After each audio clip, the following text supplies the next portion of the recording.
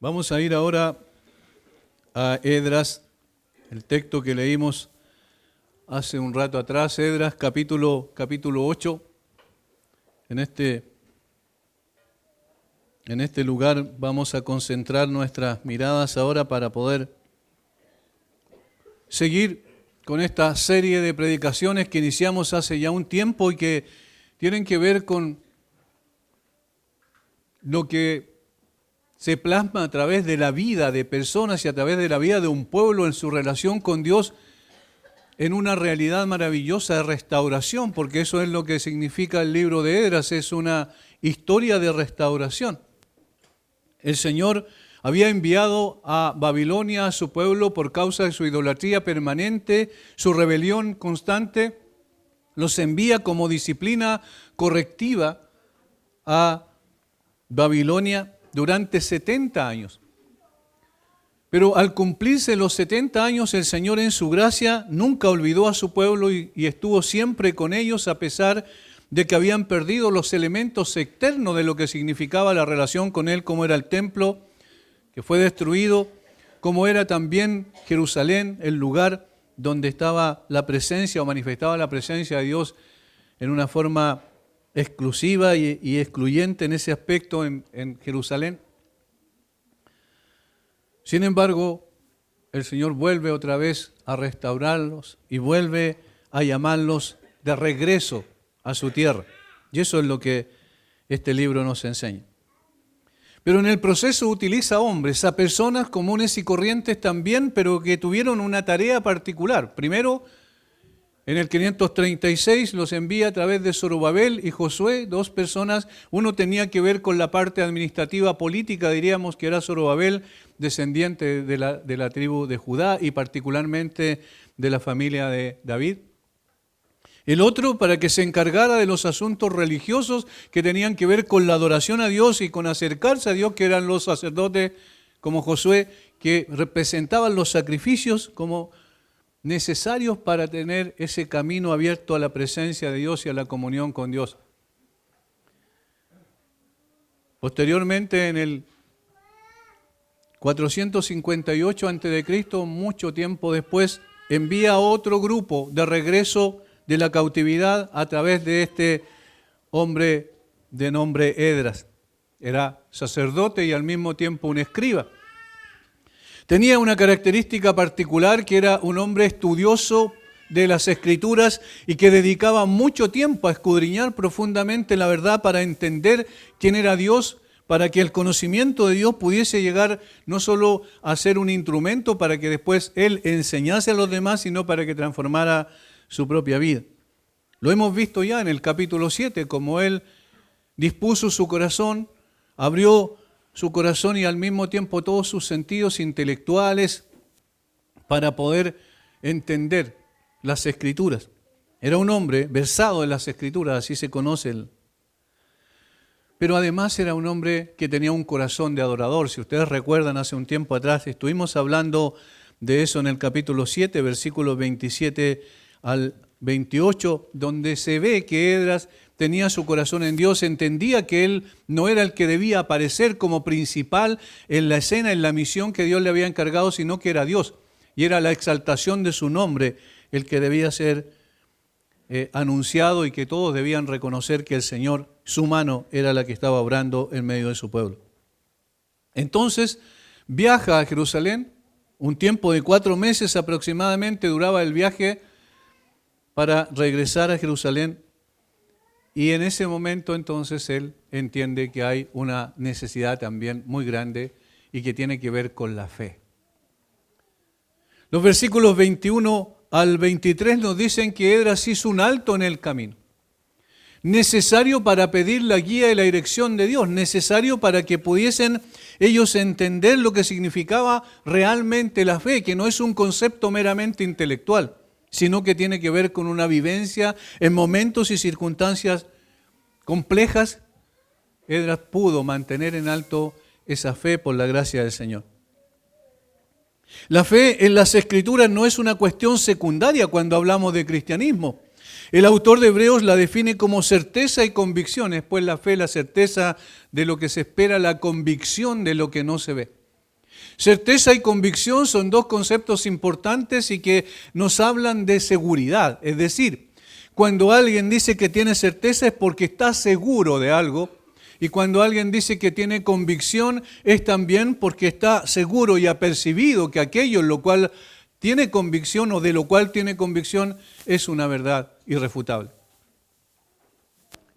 La fe no es un salto al vacío como la gente piensa. Solo tienes que confiar, no importa lo que pase. No, la fe tiene un objeto en el cual se posa para poder confiar y para poder depender. Es certeza porque Dios es el objeto de la fe. Es convicción porque el Señor es veraz.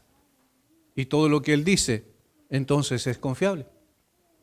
La fe tiene que ver entonces con un arraigo profundo en el conocimiento de aquel en quien pongo mi confianza. Y esa es otra forma de describir la fe. La fe es confiar.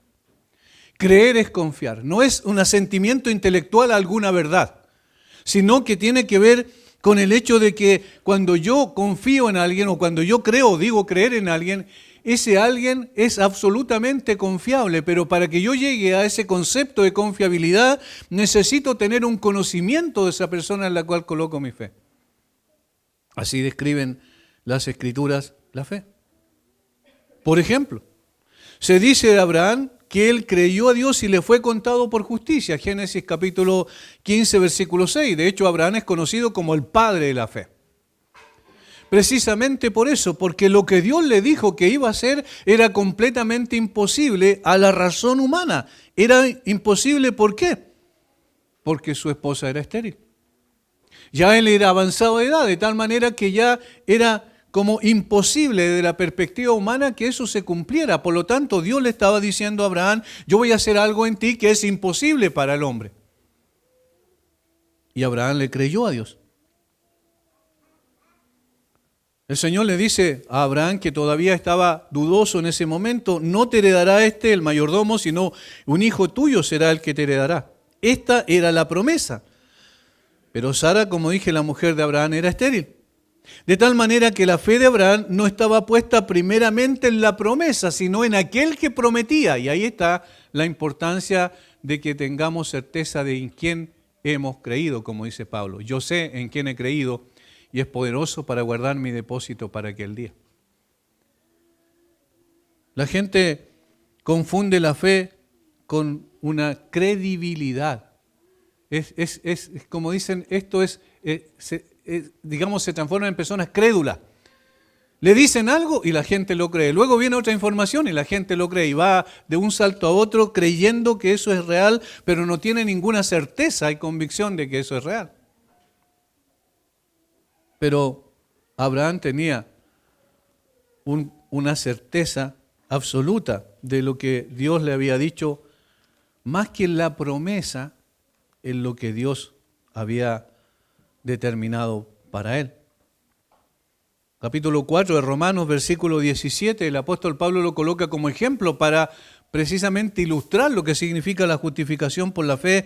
Y en el versículo 17 de Romanos 4 dice, como está escrito, te he puesto por padre de mucha gente delante de Dios, a quien creyó, el cual da vida a los muertos y llama a las cosas que no son como si fuesen.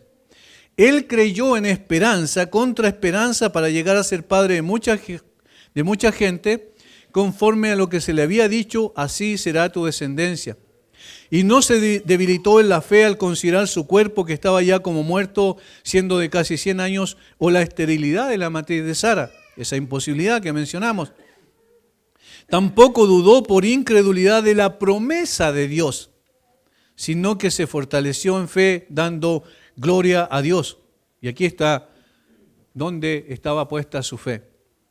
Plenamente convencido de que era también poderoso para hacer todo lo que había prometido. ¿Quién era poderoso? Dios. Y entonces, ¿dónde descansaba su fe? En Dios. De tal forma que él entendía que lo que Dios prometiera, él era capaz de hacerlo, aunque era una imposibilidad humana. Como Jesús dijo, lo que es imposible para el hombre es posible para Dios. Pero eso es lo que significa entonces creer.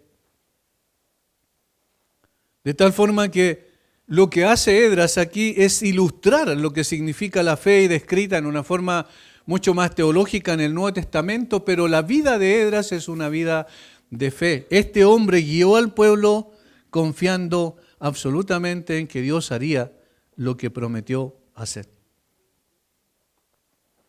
Lo primero que tenemos en nuestro texto, ahí en versículo 21 al 23, vamos a comenzar con el 22, es la confianza en Dios declarada.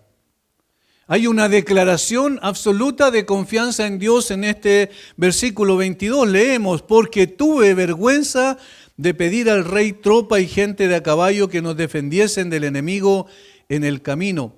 Porque habíamos hablado al rey diciendo, la mano de nuestro Dios es para bien sobre todos los que le buscan, más su poder y su furor contra todos los que la abandonan. Previamente, Esdras le dijo al rey que no necesitaban tropas que los custodiasen en su camino de regreso a Jerusalén. Eso está ahí en la parte B del versículo 22. La mano de nuestro Dios es para bien sobre todos los que le buscan, más su poder y su furor contra todos los que la abandonan. Nosotros le hemos dicho eso al rey. No necesitamos otra cosa, no necesitamos que nos custodien en el camino a Jerusalén. Habíamos hablado al rey diciendo, la mano de nuestro Dios es para bien, sobre todo. Esta es una declaración de confianza absoluta en el Señor. En otras palabras, Esdras estaba diciendo, no necesitamos más que al Señor para prosperar en nuestra misión.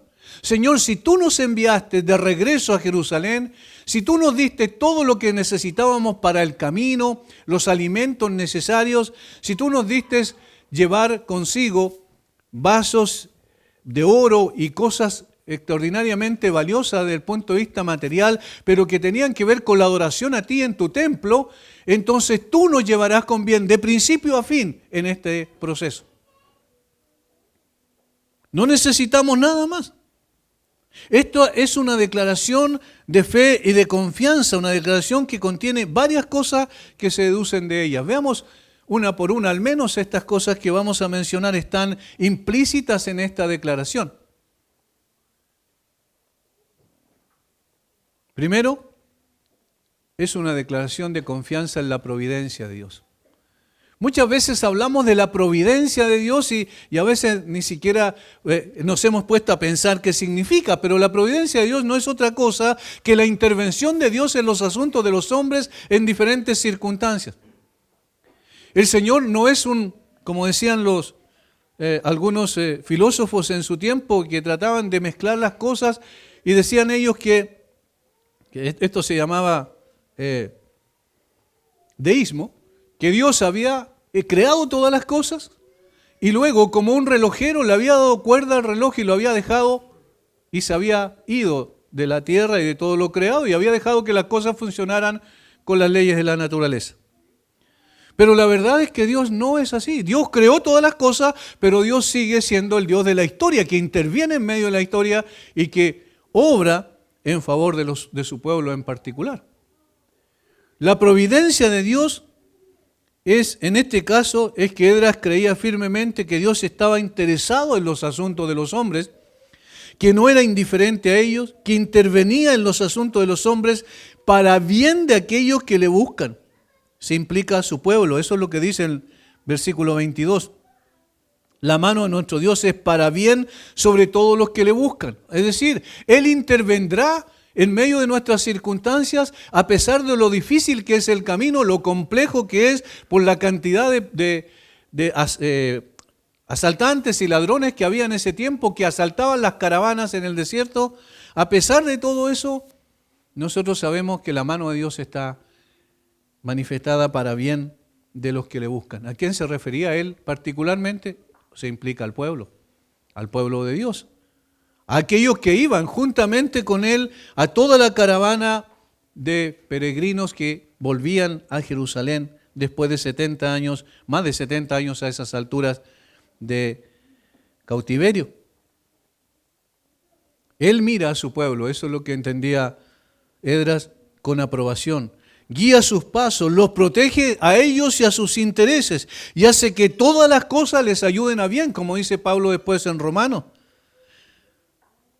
Y él Y la confianza implícita es que tenía poder suficiente para castigar a quienes se rebelaban contra él. ¿Se entiende? Aquellos que eran enemigos de su pueblo. Su poder y su ira son para todo o contra todos los que le abandonan. El poder que obra por la justicia debe ser hostil a los que hacen la iniquidad. Es una cosa lógica. Esdras estaba diciendo, Dios va a intervenir para protegernos si hay una situación compleja en el camino, porque nosotros somos los que le buscamos, porque somos su pueblo, porque Él nos ha escogido, porque Él nos sacó poderosamente a nuestros padres de Egipto, porque Él los llevó 40 años en el desierto sin problemas, porque Él los insertó y los estableció en la tierra que Él prometió darles, porque Él, a pesar de nuestros muchos pecados, Él sigue con su pueblo, sigue extendiendo su mano de gracia y misericordia y siempre será así, porque es nuestro Dios. Esdras entendía que entonces los enemigos que pudiesen salir a su encuentro en el proceso, Dios se encargaría de ellos. Y por eso él dijo, nosotros no vamos a pedirle al rey que envíe un grupo de gente preparada, soldados preparados y capacitados para enfrentar a los enemigos, porque tenemos a un Dios que enfrenta a nuestros enemigos y nos dará la victoria. De tal manera que la declaración de confianza en Dios estaba profundamente arraigada en el carácter bondadoso y justo de Dios. ¿Por qué? Porque dice que extenderá su mano sobre los que le buscan. Esa es una mano de bondad, de misericordia, de gracia, pero también extenderá su justicia sobre los que lo abandonan, es decir, sus enemigos. ¿Cómo Esdras había llegado a esta conclusión? ¿Cómo podría este hombre confiar tan plenamente en esto cuando el peligro era tremendamente grande en su regreso, en su viaje de 4 meses? Porque él conocía a Dios. Y ese es el fundamento de la fe. El conocimiento de Dios es el que a nosotros nos ayuda a poder crear raíces profundas. Y entonces, aunque las cosas sean difíciles en el proceso de nuestra vida, y aunque tambaleemos muchas veces porque nuestra fe no es tan fuerte como debiese, no obstante, tenemos la certeza de que Dios intervendrá en nuestra vida en el momento preciso y adecuado para darnos la victoria aún en los momentos más difíciles. Él sabía que, Esdras en este caso, sabía que no estaba en ellos la capacidad de hacer frente a los peligros que seguramente se les presentarían en el camino, sino solamente en Dios. Hay una diferencia notable aquí. Cuando nosotros tenemos cosas que podemos dominar y gobernar, no hay ningún problema. Pero cuando se escapan a nuestro control, ahí es donde la fe comienza a ejercer su valor. En este caso, esto escapaba a la capacidad de Esdras y a la capacidad de aquellos que iban con él. Ninguno de ellos eran soldados preparados, absolutamente ninguno. Eran personas comunes y corrientes como nosotros que salían en una caravana para cumplir una misión dada por Dios. Pero Dios sería el que estaría interviniendo en ellos de una manera especial. Ahora, ¿cuál sería esta justificación de esta confianza implícita?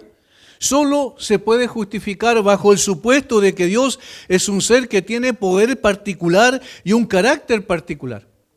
La confianza en Dios, por ejemplo, sería enteramente irracional si se le concibiera como un destino, como una fuerza impersonal, como una energía del universo. Si no se creyera que es una persona distinta del universo, gobernante sobre el universo y sustentador del mismo, no se podría confiar en Dios de esa manera. Y por eso que es absurdo cuando religiones tales como el hinduismo dicen que Dios o el Brahman, le llaman ellos, es una energía universal que permea todas las cosas y que está en todas partes, y entonces la gente confía en esa cosa que es una energía que no es una persona, que no tiene capacidad, poder en sí misma, que no tiene sabiduría, porque algo no tiene sabiduría, alguien tiene sabiduría, y en este caso solamente Dios, el Dios de la Biblia. Por eso que es absurdo cuando la gente dice, no, yo no creo en Dios y yo no creo en ese Dios imaginario que tienen los cristianos, dicen ellos, pero sí creo en las energías. Y en lugar de decir Dios te bendiga, voy a decir la energía te bendiga o las buenas vibras sean contigo. Es un absurdo, es una irracionalidad. Pero el Dios de la Biblia no es así. El Dios de la Biblia es una persona. Es una persona grande en sabiduría, grande en poder, también perfecta en juicio, santo absolutamente y lleno de misericordia y compasión para con el ser humano. El Dios de la Biblia es aquel que somos llamados a conocer más profundamente, porque en esa medida también nuestra fe será más firme y fuerte. Dios interviene. Una vez más, la confianza en Dios estaría fuera de lugar si se creyera que Él es el creador personal, libre y omnipotente, y sin embargo, si se le imaginara actuar, como diríamos con palabras humanas, caprichosamente, es decir, sin referencia a esas leyes eternas de justicia y verdad. No, Dios es justo y veraz, y entonces todo lo que hace va a ser justo y veraz. Nuestro Señor, por tanto, revela a Dios como Padre, una revelación que nos asegura a la vez su poder y su amor. Es la combinación de estos dos hechos. La omnipotencia de Dios y el amor de Dios que en conjunto constituyen o garantizan lo que llamamos su providencia.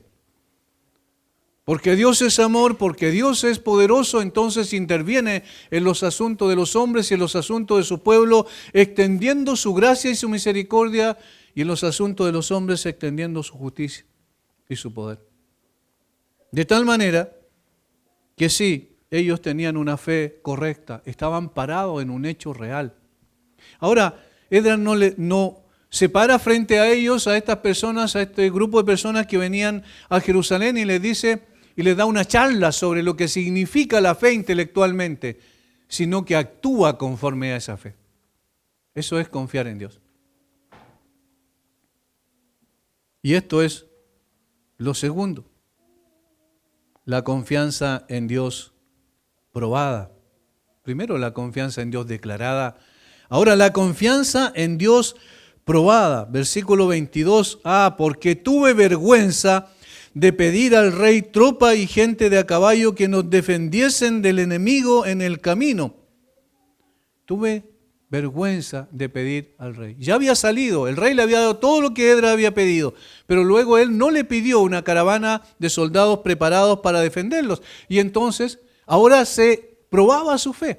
Había hecho una declaración al rey. Le dijimos al rey, Dios es bueno y va a estar con nosotros y va a juzgar a los enemigos que aparezcan en el camino. No hay problema, nosotros confiamos en Dios. Y luego sería absurdo que él regrese o mande una carta al rey diciéndole, rey, ¿sabes que ahora nos dimos cuenta que nosotros no podemos defendernos?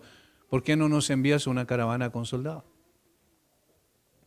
Esdras y su gran compañía tenían por delante un largo viaje que implicaría muchas dificultades y peligros. Y él fue el líder responsable en este viaje. ¿Puede confiar en Dios y en su providencia ahora? Esa es la pregunta. ¿Podemos seguir confiando en Dios y en la providencia de Dios cuando las cosas se ponen difíciles? Noten cómo la fe, cuando no tenemos ningún problema, es muy fácil de ejercerla.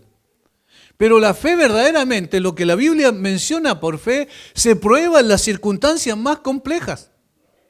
Allí realmente nosotros podemos evaluar nuestra fe. La confianza de Esdras fue puesta a prueba si consideramos que estaban a merced de ladrones y salteadores en el camino. En las palabras que nos defendiesen del enemigo en el camino, él reconoce la gran necesidad que tenía de orientación. El viaje que emprendían era largo. Necesitaban que alguien los guiara por el camino correcto. Un camino en el que no tropezaran, un camino próspero para cumplir la misión que Dios le había encargado. Pero ¿cómo eso sería posible si habían muchas bandas de salteadores en el camino y que seguramente serían atraídos por todas las riquezas que ellos llevaban, además de considerar las mujeres y los niños que evidentemente no iban a presentar defensa ante un ataque? Ahora, esto se acrecienta con el hecho de saber que hay una necesidad, que hay enemigos que están alrededor y el hecho de saber que no tenían ningún símbolo visible de la presencia de Dios, como si la tuvieron los israelitas al salir de Egipto. La nube en el día, la columna de fuego en la noche. Los israelitas tenían algo visible, por lo cual podían decir, Dios está con nosotros a través de la nube, a través de la columna de fuego en la noche. Dios está presente, Dios está con nosotros y entonces estamos seguros que podemos enfrentar a los enemigos. Pero en este caso no tenían nada visible. Entonces era mucho más difícil. Noten, había una necesidad porque había un peligro inherente, inmanente allí en ese lugar, que en cualquier momento los asaltaban y les quitaban todo y no podían cumplir la misión. O los mataban, inclusive no podían cumplir la misión que Dios le había encomendado. Había una necesidad, pero también había una imposibilidad desde el punto de vista de ver físicamente que Dios estaba presente a través de alguna imagen como la nube y la columna de fuego. ¿Qué pasa cuando eso ocurre con nosotros? ¿Qué pasa cuando la nube de la aflicción o de la dificultad se cierne sobre nuestras cabezas, nuestras vidas, y nosotros no vemos ninguna posibilidad de que aparezca un poquito la luz del sol entre medio? ¿Qué pasa cuando no vemos ninguna, oramos muchas veces y no vemos aparentemente que Dios esté con nosotros? Decimos, la Biblia dice que el Señor prometió estar conmigo, pero la verdad es que ahora no lo veo en ninguna parte. No tengo pruebas visibles de la presencia de Dios en mí. Y en la circunstancia que estoy viviendo, ¿qué pasa con nosotros? Noten que ahí la verdadera fe se prueba, ahí está la confianza. Y eso es lo que nos está enseñando la Biblia a través de este hombre.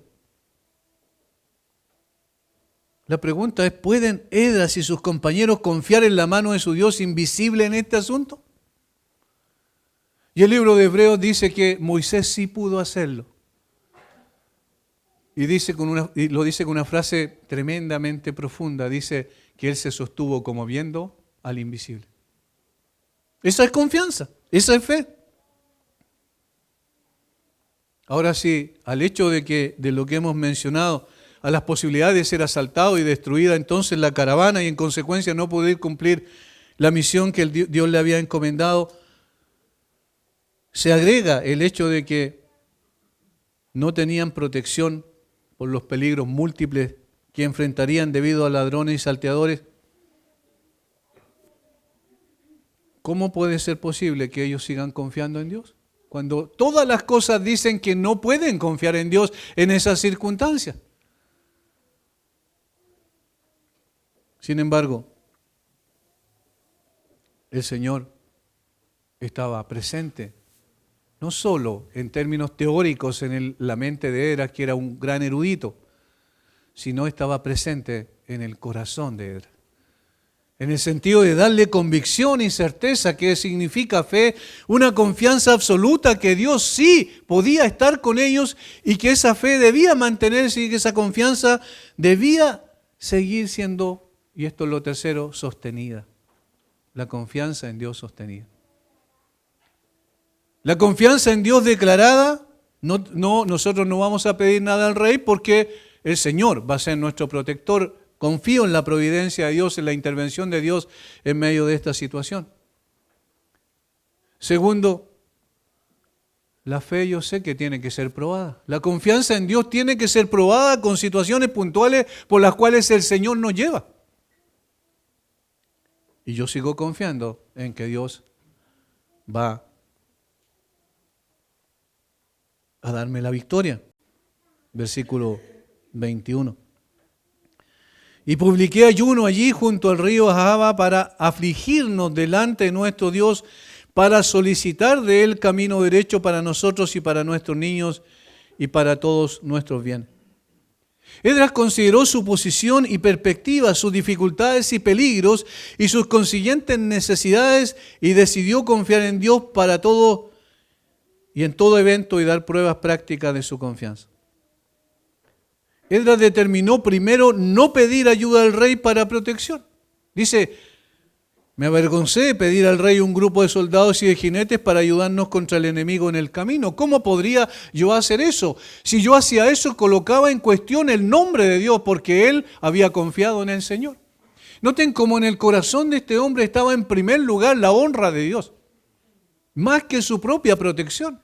Él estaba diciendo, en otras palabras, Dios va a estar con nosotros y le está diciendo al rey que eso iba a ser una realidad. Y por tanto, ¿cómo le voy a pedir la ayuda ahora a los hombres cuando yo he confiado en Dios? Los términos de la comisión del rey a Esdras no dejan lugar a dudas de que si hubiera pedido una escolta militar, la solicitud le hubiese sido aceptada. Pero decidió no hacerlo. Él y sus compañeros podrían haber adoptado las palabras de David. Estos confían en carros y aquellos en caballos, mas nosotros del nombre de Jehová nuestro Dios tendremos memoria. Salmo 27. Ellos confían en caballos, ellos confían en el poder político, en el poder de las autoridades de turno, ellos confían en la sabiduría y el conocimiento de seres humanos falibles, pero nosotros confiamos en el Señor. Hay una diferencia notable, ¿se fijan? No, nosotros no nos dejamos llevar por las circunstancias difíciles. Vamos a sostener nuestra confianza en Dios a pesar de que no tengamos pruebas visibles de la realidad de Dios en medio nuestro. Una confianza sin límites que parte por depender de Dios completamente a pesar de la difícil situación en la que se encontraban. Esdras renunció a la ayuda humana porque no estaría dispuesto a dejar de depender de Dios. Y eso, hermanos, es muy importante. No dejar de depender de Dios. Y eso muchas veces significa dejar de depender del hombre. Lo segundo que determinó y que fue complementario a esto, si obviamente dijo, no voy a pedir al rey un grupo de soldados para que nos ayuden y nos protejan en el camino, lo segundo que determinó fue acudir a Dios para solicitar su ayuda. Y miren la manera en que lo hizo. Y publiqué ayuno allí junto al río Jahaba. ¿Cuál era el propósito del ayuno? No era un asunto de una ceremonia, como muchas veces se piensa, de un ritual religioso, sino que tenía que ver con algo más profundo, que era el hecho de poder olvidarse incluso circunstancialmente de la comida para su cuerpo, para concentrar todos sus sentidos en Dios, para buscar a Dios afanosamente.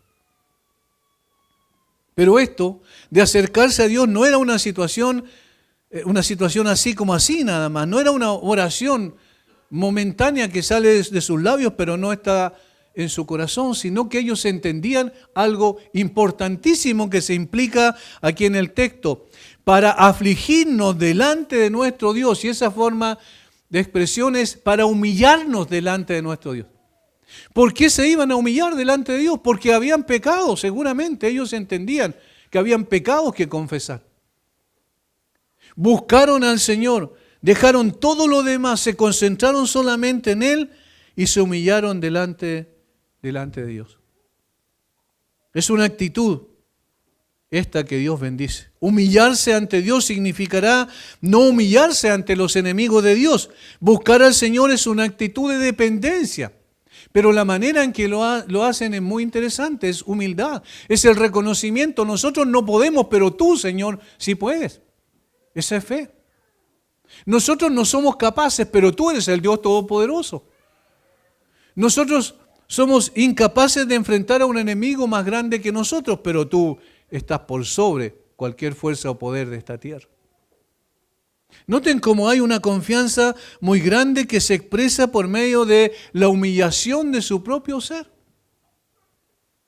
El estándar de lo que significa humillarse está en la misma persona de Jesús, aun cuando Él no tenía por qué hacerlo. Pero estando en la condición de hombre se humilló a sí mismo hasta la muerte y muerte de cruz. Esa es una expresión de humillación extraordinaria, que el Creador de todas las cosas se humille frente a sus propias criaturas y por sus propias criaturas fuese puesto en una cruz. Eso es algo extraordinario. Nosotros nunca lo vamos a poder entender. Nosotros podemos ser humillados por otro ser humano, pero el Creador fue humillado por sus criaturas. Esa es la expresión de humildad que nosotros debemos manifestar en la confianza en Dios. Noten cómo se unen muchos elementos: oración, ayuno, dependencia de Dios, humildad. Todas estas cosas fueron las que mostraron ellos para decir, verdaderamente nosotros confiamos en Dios. No era una situación meramente de conocimiento de lo que significaba la fe. Segundo, rogaron o clamaron a Dios por ayuda en forma inteligente. Es decir, Ellos entendieron que debían orar específicamente por la situación puntual que tenían delante de sus ojos, para solicitar de Él, de Dios, camino derecho para nosotros. Solicitar de Dios camino derecho para nosotros. Y para nuestros niños y para todos nuestros bienes. Solicitaron que el Señor les fuese propicio en el camino para cumplir los propósitos de Dios. Luego para guardar sus familias y también sus bienes. Para todo Dios es suficiente, nos está diciendo. Para todo Dios es suficiente. Hermanos, la confianza en Dios se sostiene en los tiempos más difíciles, en los días más nublados, en las ocasiones más impredecibles, en las circunstancias más apremiantes, en los desafíos más difíciles de la vida. José sostuvo su confianza en Dios cuando fue vendido por sus hermanos, cuando fue calumniado por una mujer lujuriosa, cuando fue llevado a la cárcel injustamente y cuando fue olvidado por aquel a quienes él había olvidado. Siempre estuvo confiando en Dios. Sus hermanos lo vendieron por envidia como esclavo. Trabajó como esclavo en la casa de un hombre con diligencia y el Señor estaba con él, dice la Biblia. Estuvo allí y una mujer lo acusó de algo que él no había hecho, ni había pretendido nunca hacer. Y fue llevado a la cárcel. Y en la cárcel mantuvo su confianza en Dios, porque fue el mejor prisionero de la cárcel, porque Dios estaba con él. Y luego cuando ayudó a sus hombres a través de la revelación de esos sueños que tuvieron, esa persona que fue restablecida en el servicio del faraón nunca más se acordó de él, hasta años después. Pero mantuvo su confianza en Dios. Si nosotros vemos a Moisés, Moisés siguió confiando en Dios a pesar de las muchas murmuraciones abiertas y revelaciones, o rebeliones quiero decir, del pueblo. Una y otra vez se rebeló el pueblo contra Dios. Moisés fue el instrumento intermedio y sufrió incluso la calumnia como siervo del Señor de muchas personas. ¿Acaso Dios no habla a través de nosotros? ¿Por qué solamente a través de Moisés y Aarón? Se levantaron contra él una y otra vez, pero Moisés siguió confiando en Dios. Eso es lo que lo sostuvo. Josué no desistió cuando por causa del pecado de Acán perdieron la batalla en Ai, la única batalla que perdieron. Dios le había dicho que estaría con él y le daría la victoria, y resulta que perdieron una batalla, y a pesar de que él pasó por tristeza, lloró amargamente, dice la Biblia, pero el Señor le dijo que se levantara y que simplemente juzgara al perverso que había sido causa por la cual habían perdido la batalla. Josué siguió confiando en Dios. Jacob persistió en luchar con el ángel en Peniel hasta que fue bendecido por Dios. David estuvo una buena parte de su vida escapando de Saúl, que lo perseguía injustamente. Sin embargo, volvía siempre su vista a Dios y derramaba su corazón en oración como expresión de una confianza permanente en el Señor. Vemos a David en el Salmo 51 pidiendo perdón al Señor, que lo limpiara, que lo restaurara en su condición espiritual, que le volviera el gozo de su salvación. Su mirada estaba puesta en el Señor. A pesar de sus fallas, a pesar de sus errores como seres humanos, como ser humano. Pablo permaneció creyendo que Dios lo conduciría a Roma a pesar de las grandes olas que se levantaban en el mar y amenazaban con destruir la nave en que viajaban y matarlos a todos. Él fue el que animó a la tripulación y le dijo, levántense y coman, no han comido nada, porque las personas estaban deprimidas por causa de saber que era inminente su muerte. Y Pablo los animó y le dijo, no se preocupen, Dios prometió que ninguno de ustedes iba a perder. Esa es confianza en Dios. Hermanos, las olas de la vida pueden venir fuertes sobre nosotros y a veces parece que quedamos en el suelo, como cuando uno va al mar y luego lo pilla mal una ola y lo tumba, ¿cierto? Lo da vuelta, pero no queda allí, sino que pronto vuelve otra vez a la superficie. Así ocurre muchas veces. Nosotros no somos tan fuertes como quisiéramos. No es porque nuestra confianza en Dios es débil todavía. Pero necesitamos confiar en Dios como estos hombres que hemos mencionado y todos los personajes de la Biblia que a pesar de sus falencias, terminaron con una confianza absoluta en Dios. Es decir, su fe fue sostenida. Podemos entonces decir como el salmista: ¿a quién tengo yo en los cielos sino a ti? Y fuera de ti nada deseo en la tierra. Mi carne y mi corazón desfallecen. Es una evidencia de que somos débiles. Sin embargo, la roca de mi corazón y mi porción es Dios para siempre. Esa es la verdad, esa es la confianza que necesitamos expresar en Dios. Esa es la fe que debemos practicar, porque esto no se trata de un conocimiento intelectual y una definición, de un concepto, es una realidad. Alguien escribió: debería ser un tonto que el hombre que llevando las cartas de crédito del eterno Dios sigue temiendo todo el camino, abatido y dudando si alguna vez saldrá a salvo en su viaje. Ningún fuego, ninguna violencia, ni ninguna casualidad podrán destruir los frenos del Señor cuando Él dice: nunca te dejaré ni te desampararé, y mi gracia será suficiente. Créelo y no deshonres más a tu Dios negándole la confianza que libremente otorgas. Sigue creyendo en eso. No sé cuál es la situación por la que ustedes, cada uno está pasando. Cada uno tenemos diferentes luchas, ¿verdad? Yo no desconozco eso, pero sí una cosa importante: sigue confiando en Dios aún en las luchas más grandes que tenga. Dios es bueno. Dios sigue obrando en favor de su pueblo y lo seguirá haciendo. La providencia de Dios está interviniendo en tu vida aunque no la puedas ver. Todas las cosas nos ayudan a bien. Alguien escribió: Dios nunca entregará un alma a su enemigo cuando ésta se refugia en su nombre, diciendo: Señor, soy perseguido por tal tentación, esquivado por tal concupiscencia. O debes perdonarlo, estoy condenado, mortifícalo, o seré un esclavo de él. Llévame al seno de tu amor, por amor de Cristo. Enciérrame en los brazos de tu fuerza eterna. Está en tu poder salvarme o entregarme en manos de mi enemigo. No tengo confianza en mí ni en ningún otro. En tus manos encomiendo mi causa y confío en ti. Esta dependencia de un alma sin duda despertará el poder todopoderoso de Dios para su defensa. Confía en Dios, aun en los momentos más difíciles de tu vida. Cuando esto ocurre, cuando la fe es declarada, cuando la fe es sostenida, entonces la confianza en Dios es recompensada. Y esto es lo último, y la parte conclusiva. Versículo 23. Ayunamos pues. Miren, no solo dijeron vamos a ayunar, sino ayunamos pues, lo hicieron. Y pedimos a nuestro Dios sobre esto, es decir, oraron a Dios en este sentido, y Él nos fue propicio, y Él nos fue propicio. Es decir, Él respondió nuestra oración. Él nos guardó y nos cuidó y nos protegió hasta que cumplimos la misión. ¿Cómo sabemos? Versículo 31.